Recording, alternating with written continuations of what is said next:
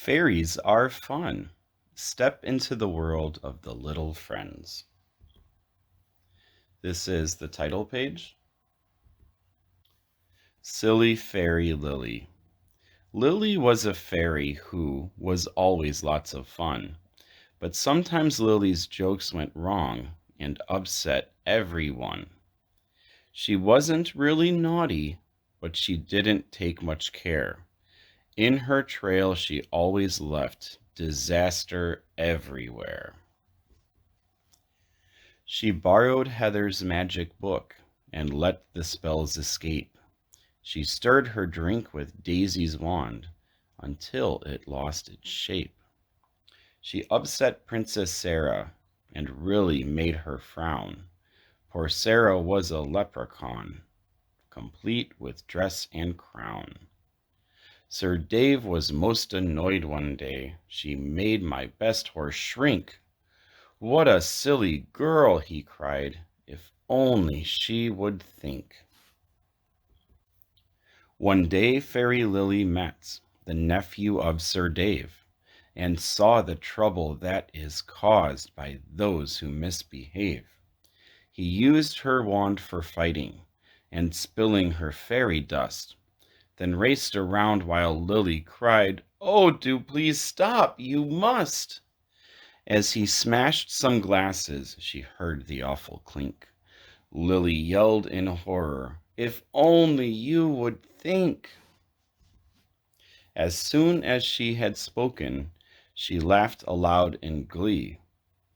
"I've heard those words before," she said, "but they were said to me. I guess I should be grateful to you, you little tyke, for showing me so clearly just what my ways are like." Now Lily is more careful, and she looks at all the facts. Before she does a silly thing, she thinks before she acts. Clever Fairy Heather. Heather was the smartest of the fairies in the land, so people always came to her. She loved to lend a hand, no matter what the problem was, whatever it involved. As soon as Heather tackled it, you knew it would be solved. "Don't you worry," she would smile, as helpful as can be. "I will find an answer, just you wait and see." Now Heather had her problems too, which she really longed to share, but no one took the time to listen. They did not seem to care. When Heather tried to tell her friends about her little troubles, all they seemed to want to do was speak of their own muddles. Though Heather was a patient girl, she finally slammed her door and shouted in her loudest voice, "I won't listen any more." The other fairies were amazed. Has Heather gone on strike? It really isn't like her. It's just not Heather-like. Then Daisy saw just what was wrong. "Oh, now I understand. When Heather has a problem, who gives a helping hand?" Lily blushed a shade of pink.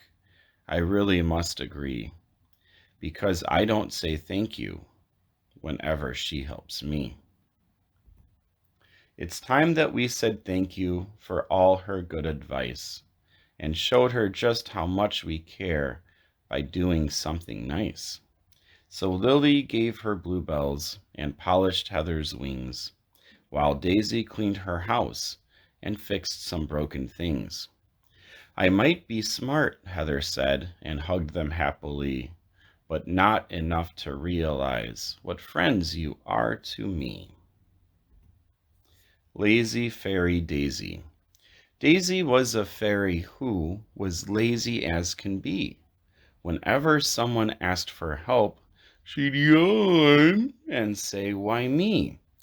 When other fairies teased her and called her lazy bones, she'd mutter, "Words can't hurt me. They're not like sticks and stones." Why she was so idle was very hard to say. The only reason was, I fear, that she was born that way. So while the others rushed around preparing for the ball, Daisy lounged around and yawned. What's the matter with you all? She watched them cut their costumes out, then neatly sew each dress. But Daisy didn't lend a hand. She just could not care less. Even Princess Lucy, who liked to dream a lot, had made herself a costume, but Daisy just would not. The night before the summer ball, poor Daisy saw her fate. I haven't got a costume, and now it is too late. Don't worry, whispered Lucy, who had a bright idea. You will have a dress to wear. Now wipe away that tear. Soon Daisy's friends were busy. They stitched throughout the night until they'd made a costume that fitted her just right. Oh, thank you, exclaimed Daisy, smiling now with pleasure. Today I've learned a lesson, and one I'll always treasure. For when there is a job to do, now I understand. The work is done in half the time, if we all lend a hand. I won't be lazy any more, not when there's work to do.